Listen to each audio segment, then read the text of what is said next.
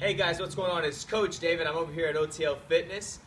Real quick, Coach Courtney and I wanted to give you two different exercises for midline stability and midline strength.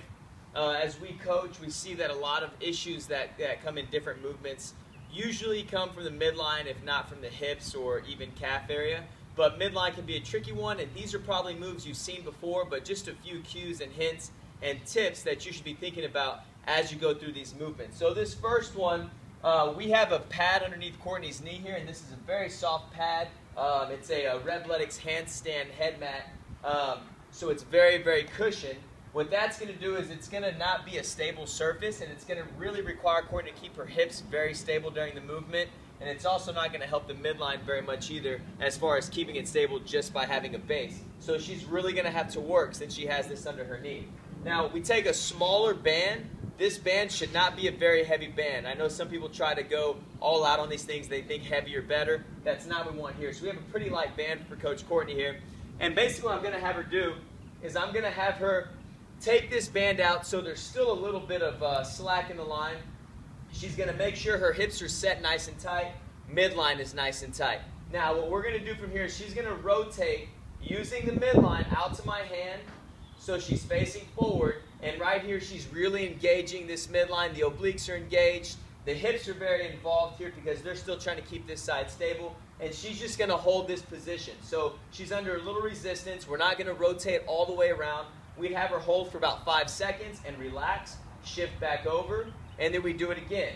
Bring it back, 1, 2, all the way to 5. And I would probably have her do that maybe 5 to 8 times on this side. We would switch legs, switch sides 5 to 8 times on that side, and probably repeat for about 3 sets. So this one, guys, just like the other one, midline stability, hip stability here, and strengthening as well. Now, the other one that we're going to go over, that was the first one.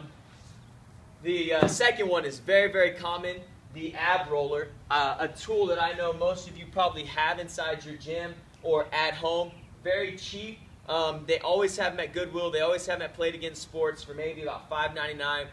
Different ways that you can make this on your own. But we're also going to show you how to do this one if you don't have an ab roller at home as well. Oh, you know what? Let's do this. Put the ab roller down real quick, Court. Hey, we go one take, guys, so we make mistakes. No big deal. Say Courtney does not have a band or a pull for that first one. She can get set up, hands out in front. She'd start in a little bit of rotation out to the outside.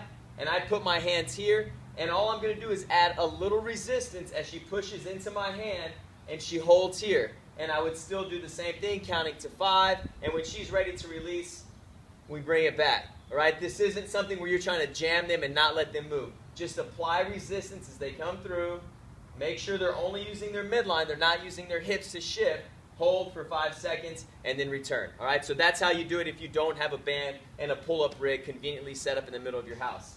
All right, so this next one, guys, the ab roller, I've already talked a little bit about it.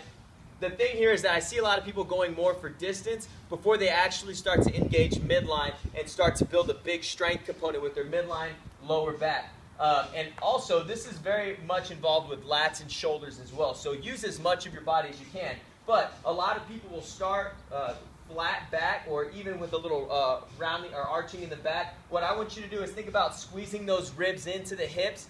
And you almost want to create like that flat back, maybe just a little curvature up, because it's not that she's soft, she's pushing those ribs down into the hips real hard. That's causing that to happen. Now, she's going to maintain this position as she goes out into the bottom position, and she's only going to go as low as she can and back up without sacrificing that lower lumbar curve. Right? If she gets out to all the way out to extension, but she loses this, and this happens, then the movement is really no good for you, all right? We're not getting what we want out of this movement. What we want to see is tight midline the entire time. If that means you only go out a few inches or maybe a foot, that's fine. Bring it back in. And when you bring it back in, activate lats, pull in using that core midline. Don't just use your arms to pull it in and try to tuck it in under you.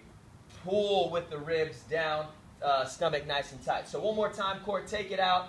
Everything is staying tight. Notice she's activating her lats here as well to hold and stabilize. So very good job. Now say you don't have this at home. We do have a way you can do that as well. Start on the knees, hands are on the inside, and all Courtney's going to do is squeeze those ribs down nice and tight again, and she's going to walk her hands out, still maintaining that good midline stability, and then she's going to crawl it back in nice and slow.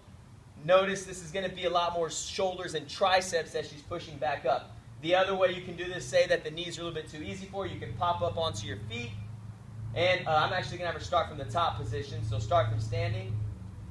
There we go, and she's going to bring her hands down to the ground, and she's going to march her way out, keeping that stomach nice and tight as far as she can. If you can't see her in view anymore, she's all the way out with her hands fully extended overhead, and then she's going to push her way all the way back up to standing position again. Go ahead and relax. So guys, two different movements or exercises you can use for midline stability and strengthening. That first one involving a little bit of hip stability as well. That second one, we're really active in the lats and the shoulders as well. And then the two ways that you can do it if you don't have these tools and equipment at home. So Coach David here, guys, and Coach Courtney here with me from OTL Fitness. Thank you for checking it out. And if you guys have any questions or comments, leave them below. Email us, info@otlfitness.com. We'd be more than happy to help. Until next time, guys.